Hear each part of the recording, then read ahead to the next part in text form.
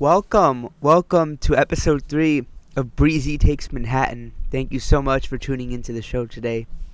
We are not in the regular studio, as you can see. I am coming to you live from Southampton, New York, at a rental home, where I've been the last few days and will continue to be for another week. And, the Hamptons are a very lovely place in Long Island, New York, which is, I believe it's east of the city. It's an island. You have to go over a bridge to get there, and you go on the Long Island Expressway. And then if you just keep going, you hit the Hamptons, and it's a lovely combination of, I don't know what they're called, towns, villages, I don't know what they're called, but the Hamptons is comprised of many different places. There's West Hampton, there's Southampton, there's Amagansett, there's Watermill, there's Montauk at the very end, Montauk Point. There's Bridgehampton. There's probably a few that I'm missing, but you get the basic gist of it. The Hamptons are a lovely collection of towns, and it's been a lovely few days here. We have a pool in the back, as you can see. We've had amazing weather the last few days. It's been sunny. It's been in the low 80s, high 70s, and it's been a great time. It's good sometimes to just chill out, take a few swims, read some books by the pool. I've read 2 books since I've been here. One was called A Friend Request by Laura Marshall, I believe is the author, and it was a thrilling tale. And, there's nothing really better than a good book. It's been a while since I realized that because, I'll be honest, I don't read that many books, and it's something I've been wanting to do more, and I'm glad I did because it was a great book. I couldn't put it down. I just kept reading and reading and reading. And now I finished it, and now I need to order a new book for the next few days I have here, because there's nothing better than lying in the sun, sitting by the pool, and just reading a great book. A book that you can't put down, a book that keeps you so engaged, and it's really a lovely feeling. And we all spend so much time on our phones and on computers and social media, TikTok, Twitter, whatever we all spend our time on. And I think we all need to rediscover the power and value of books, and great books, that is. So, it's been a great change of pace here in the Hamptons, but there's something I need to talk about that I really find almost offensive in a way, because it just doesn't make any sense to me. So, as I said, there's a Southampton, where I am right now, there's a West Hampton, and there's an East Hampton. I think I forgot to mention East Hampton, which is much further up in the Hamptons, right near the end of the Hamptons, which is Montauk, or Montauk Point, whatever you want to call it. But I do not understand how you can have Southampton, West Hampton, East Hampton, and no Northampton. How could you have 3 of the 4 compass directions, and not all 4 of them? Who came up with such treachery? It doesn't make any sense. Why would you leave out Northampton? Why would you go out of your way to make south, east, west, and no north? Now, Montauk is kind of like the equivalent of Northampton. It's at the very tip, the very north of the Hamptons, but it's called Montauk. It is not called Northampton, and I find it an outrage that there's no Northampton. I don't understand it. I think it's really wrong, and to put 3 of the 4 compass directions in as towns in the Hamptons, but not the 4th. How do you think Northampton feels about being left out? It's terrible. It's not right. So it's something it's always bothered me about the Hamptons, and it's something I really wish I could change, because I think it's absolutely ridiculous. And it's not the only place where that's the case. I think all 4 compass directions need to be included if you name at least 2 of them. And I can't think of one off the top of my head, but I know there's been other times where they don't list all 4, and it's not right. And I really wish they would make a Northampton, even if it's just a tiny little couple streets. There needs to be a Northampton when you have East, South, and West Hampton. It's ridiculous. There's also a Bridgehampton. Like, what the hell does that mean? There's no bridge in the Hamptons, to my knowledge. Maybe I shouldn't say that. But, yeah, that's always bothered me, and it has to change. So, other than that, though, I have no complaints about the Hamptons. I've loved my time here. I do miss the city. It's a place that I was dying to move to. It's a place that I love. It's a place that keeps me very busy. But it's a nice change of pace, and it's a nice return to civilization. There's trees here, as you can see behind me. There's birds chirping. There's other locals nearby. There's just the beautiful sound of, like, the pool, water, and the sky. Beautiful sunset back there. So it's been a great time, and I've really felt relaxed, and I'm grateful for this break that I've had. But the compass, the whole having 3 of the 4 compass directions on there has always bothered me, and I just can't take it anymore. But yeah, I wanted to talk about that. But other than that, I feel like the adventures for me in the city have slowed down a bit recently. Not because I wanted them to. I had a horrible illness right before I left for the Hamptons. It was either food poisoning or the stomach virus. I don't know which one it was. But throwing up, going to the bathroom all the time, it was terrible. And I wouldn't wish it on my worst enemies.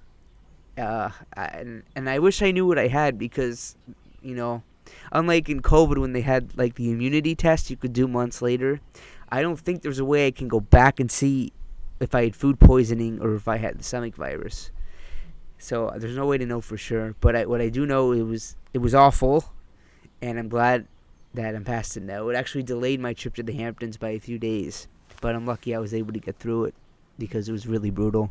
I couldn't even eat. Like, I lost 5 pounds in that 3 to 4 days I was sick. I mean, to not have an appetite like that is pretty crazy. Or like just the effort required to eat, I didn't want to do. It took too much work to get up and prepare food. So I refrained. But yeah, so it's kind of slowed my adventures. But the night before I got sick, I walked all the way to Chinatown from my apartment in Kips Bay.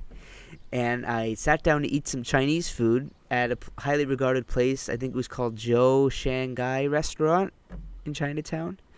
And, I ate a little bit, and then I started to feel sick, so I left. So I took the food to go. I never even got to eat the food. I had to throw it out after a few days because I couldn't eat when I was sick. And if I could eat, I couldn't eat that Chinese food. You have to eat really, like, boring and bland, dare we say, binding food, like bananas, rice, soup, bread, very bland starches. So I couldn't even eat the Chinese food. But I was so excited to go to Chinatown. And, something I've noticed already there, the lines are really long out the door. Those who know me well know I don't like lines. I don't want to wait in lines that are more than a few minutes. So it's going to be a dilemma going forward about how I navigate Chinatown. Should I just take the food to go and eat? I think there's a couple public parks nearby with benches and tables where I could eat. But I have to think about it. I also went at the most crowded time. I went at like 7:38 on a Friday night. So maybe it was my fault at the end of the day. But yeah, I need to figure out Chinatown because I'm just not going to wait an hour in line. I won't. So I need to either find a less populated time to go, take the food to go, or have it delivered. Yeah, so we'll see what I ultimately decide to do because I don't want to miss out on Chinatown. I don't want to miss out on that delicious Chinese food, as I already have because I was sick and couldn't eat that food. So I need to go back for round 2. But before going to Chinatown, my last great adventure was walking the George Washington Bridge, which surprisingly is not a very common activity. A lot of people walk the Brooklyn Bridge or the Manhattan Bridge or the Williamsburg Bridge, which I've talked about. You don't hear too many stories of people walking the George Washington Bridge. Why? I don't know. Because I did it, and let me tell you, it is so cool. The coolest part about it is you're conjoining states. You're walking from one state to the other. You're walking from New York State to New Jersey. And what better walk is there than one that conjoins states? I mean, is there any more feeling of power in the world knowing that you're walking in between 2 states? It's what makes, the boundaries in the East Coast so great that you can just go from state to state, neighborhood to neighborhood, city to city, town to town. And it's just a great feeling when you're on that bridge and the breeze coming in from the wind and the water and knowing that behind you is one state, in front of you is another state. It's incredible. And there's a special marker in between the bridge, like halfway through, where it divides New York and New Jersey. So you know exactly when you're in the next state. And it was a magical feeling. It was a feeling of true exhilaration. And it's going to be one that's going to be very hard to match, honestly. The Brooklyn Bridge was great, but it's full of people. Williamsburg Bridge was great, but it's kind of old and gross, and it's more of a jogging bridge. GW Bridge is older, obviously. It's been around a long time. There's not that many people who walk it. It's because it's not a popular activity. A lot of people don't know about doing that. But if you want a view of the water and you want to go in between states, go to the George Washington Bridge, take a walk. There's a special walking trail that you can find. You have to go to Washington Heights. I think that's the part of the city it's in. You have to take a subway to like 181st Street, way the heck up, and then you have to walk to the bridge. It's like a 15-minute walk to get onto the walkway. Now, unfortunately, there's only one of the two sides of the bridge open to walk on. I believe it's the north side is open, and unfortunately, it's not the scenic side. The side that would be much better, the south side, is currently under renovation. But if you were to walk on the south side, you would see all the high-rise buildings and views of the city from the bridge. But unfortunately, on the north side, you see a lot less. It's mainly just water, and you could see like little park areas on the Jersey side and the New York side, and you can see all the buildings in Washington Heights too. And I think there's a Fort Washington Park on the New York side beneath the bridge. And on the Jersey side, there's a park beneath the bridge as well. So when I walked to the New Jersey side, I walked with a friend, and we left the bridge. We walked a little bit past it, and then there's a trail. There's like a pathway that leads, like you go down and left, then you keep walking, and then there's a park and a trail that takes you all the way underneath the George Washington Bridge. Past it, you'll find a series of picnic tables. There was a group of people kayaking down there. There was like a kayaking club. There were like 10 people. They would all take the kayaks and jet skis out into wonderful New York Harbor and the Hudson River. And then there was like a park with picnic tables and scenic benches. It was really wonderful, and again, it's not something a lot of people do, so I thought it would be a really special activity to do the trek and check it out, and I'm so glad I did, and I think I'll be back. I can say with pretty much 100% certainty that I'll be back one day. I do want to try to hit everything, so I think for the time being I'm going to reserve my time for new activities, but eventually I'll hit all the things I really like a second time. And as far as bridges in New York, so I've now done the Brooklyn Bridge, the Williamsburg Bridge, and the George Washington Bridge. In terms of other walkable bridges, there's the Manhattan Bridge, which is right near the Brooklyn Bridge. I hear it's kind of like the Williamsburg Bridge. It's not very populated. It's not as popular to walk, which is fine. I don't mind that at all. It's blue, which is my favorite color. Nice blue bridge. And I think it goes to the very similar part of Brooklyn that the Brooklyn Bridge goes to. So I fully intend on walking the Manhattan Bridge. When I was in New Jersey, I went to Hoboken for the first time. After we walked the bridge, we took an Uber to Hoboken, which, when I was considering moving to New York, I heard about a couple areas that were not Manhattan that I should consider. One was Brooklyn, one was Hoboken. And I don't want to live in Jersey. Who really likes New Jersey? It's like the younger sibling of New York. You should live in New York, not New Jersey. But I did go to Hoboken, and I found it to be wonderful. Beautiful water views. You could see the New York skyline. You could see the World Trade Center. There's a series of bars right by the water, and really good-looking restaurants. Yeah, Hoboken's a nice little city, and I want to go back there. And there's also a ferry that takes you right to the city. I didn't get to take the ferry because I was unfortunately too late, but next time I'll get it. But instead I took the subway from Jersey, the PATH train, I think it's called, and it was delayed. It was not a fun experience, but when I can take the ferry, I think it's a very enjoyable ride from Hoboken to the city. So I recommend you check out Hoboken. But yeah, going back to the bridges, I've hit Williamsburg, I've hit Brooklyn Bridge, Manhattan Bridge. When I was in Hoboken, I saw a bridge called the Verrazano Bridge, which I believe goes to Staten Island. And for some reason, you cannot walk that bridge, which I think is terrible. I think you should be able to walk every bridge in the city. And I find it really outrageous that you can't. And I was very upset to see that. But in terms of other walkable bridges, I think the Queensboro Bridge, I believe, goes to Roosevelt Island from Manhattan. That bridge is walkable. And I will be hitting that, definitely. I'm going to try to hit every walkable bridge. You can also walk the Mario Cuomo Bridge, which formerly was known as the Tappan Zee Bridge.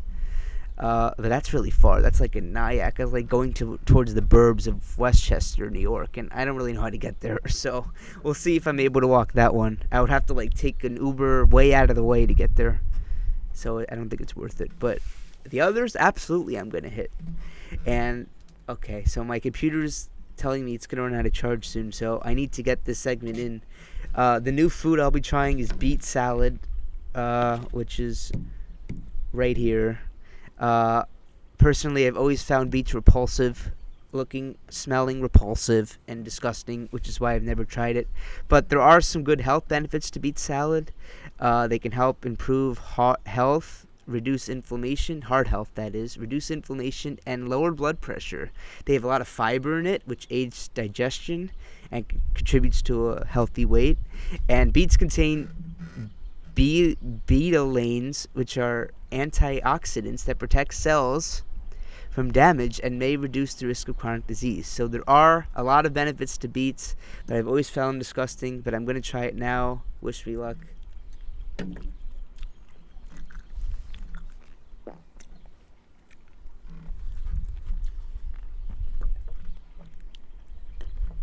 That is disgusting. Oh my god.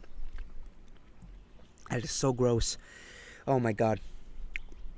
Okay, stay away from beets. I don't care what the health benefits are. That is absolutely disgusting. It kind of looks like Jello. It doesn't taste anything like Jello. It has like the texture of Jello, but it's a really foul taste, and that might take hours to get out of my mouth. Oh my god. That is god awful. I need to drain it down. But I do like that I'm continuing to try new foods. I like asparagus now. I even had some in the Hamptons. After trying it on this show, I have now had it since. And I actually like asparagus. It's very palatable and very healthy. So I'm going to continue to do this, but stay away from beets is my recommendation. That is awful. Absolutely disgustingly terrible. Oh my god. I almost can't breathe after that. It's terrible. But anyway, I'm going to run out of charge, but I hope to do another show soon, and I thank everyone for watching. Again, I offer, if you know what I'm drinking, you can guess in the comments, or you can DM me on the Instagram page, and you will win a prize if you can guess what I'm drinking. Because this is something different than I've had before while doing this show. And again, it's not water, so I'll make it easier for you. But I wish everybody well, and I'll see you on the next Breezy Takes Manhattan.